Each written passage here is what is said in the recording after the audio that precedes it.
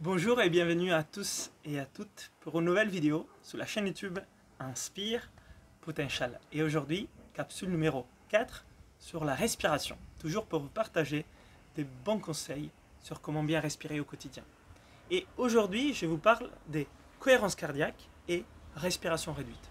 Ce sont deux techniques de respiration bien connues aujourd'hui et je voulais un peu développer sur ces concepts. La cohérence cardiaque. La cohérence cardiaque ou respiration 3, 6, 5, c'est une technique de respiration où on invite la personne 3 fois par jour à respirer à un rythme de 6 respirations par minute, donc un rythme lent. On inspire sur 5 secondes et on expire sur 5 secondes.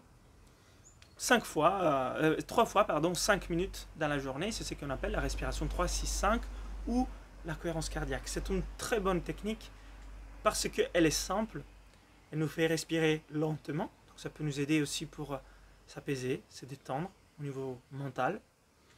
Et en même temps, il y a les bienfaits de mettre notre corps en cohérence. Notre cœur aussi, qui se régularise dans son battement. Il y a aussi la variabilité de la fréquence cardiaque qui augmente. C'est une très bonne technique. Et aussi, il y a la respiration réduite. La respiration réduite, disons, ça va un cran plus loin dans cette pratique parce que nous conseille de faire la cohérence cardiaque en respirant par le nez, bien sûr, parce que des fois on n'est pas sûr comment il faut respirer pendant la cohérence cardiaque. Donc déjà, on utilise le nez, on utilise toujours ces rythmes, 5 secondes inspire, 5 secondes expire, et on se focalise vraiment sur ce qu'on appelle une respiration diaphragmatique avec les diaphragmes. On peut mettre les mains autour du ventre et sentir cette dilatation sous l'inspire, cette réduction du volume sous l'expire.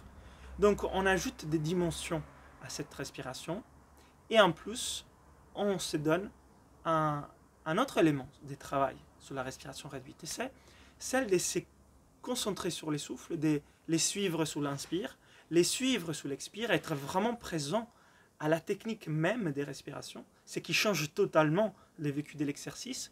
Et pourquoi on veut suivre les souffles? Parce qu'on veut les régler pour qu'on respire un petit peu moins de ce qu'on ferait d'habitude, pour rééduquer notre respiration à être plus efficace par la suite. Donc avec des bienfaits court terme sur l'exercice et long terme sur la rééducation du souffle.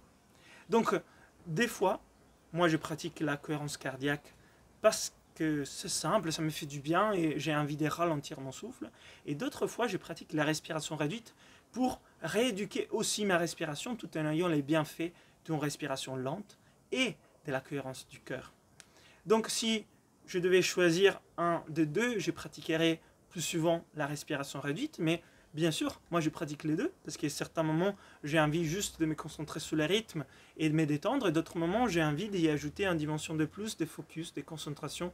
Je peux peut-être fermer les yeux et m'isoler un peu plus pour me concentrer, et d'autres fois, je n'ai pas forcément cette occasion et cette chance. Et bien sûr, on peut toujours travailler avec la gratitude de ces moments de présence et de cette connexion avec les souffles et de mettre une belle musique sur les fonds pour nous aider à garder les rythmes, à la fois dans la cohérence cardiaque, à la fois dans la respiration réduite, qui est un exercice de Patrick McKeown de l'Oxygen Advantage. Donc, voilà cette capsule et ces conseils sur deux techniques que j'aime bien, que je pratique pratiquement tous les jours, en complément avec d'autres techniques, comme vous savez très bien, la respiration Wim Hof, la respiration Katana, etc. Si cela vous a aidé, et partagez ça avec vos amis, vos familles autour de vous, likez la vidéo, abonnez-vous à la chaîne YouTube Inspire, et comme je l'ai dit tout le temps, on a tous les droits à bien respirer. Moi je suis convaincu qu'on devrait apprendre à respirer à l'école, on devrait l'apprendre dans les cours de sport, on devrait l'apprendre parce que c'est simplement très important. Donc si vous voulez aller plus loin dans la découverte du monde de la respiration efficace, une bonne respiration au quotidien, dans les sports, quand on a besoin, au travail,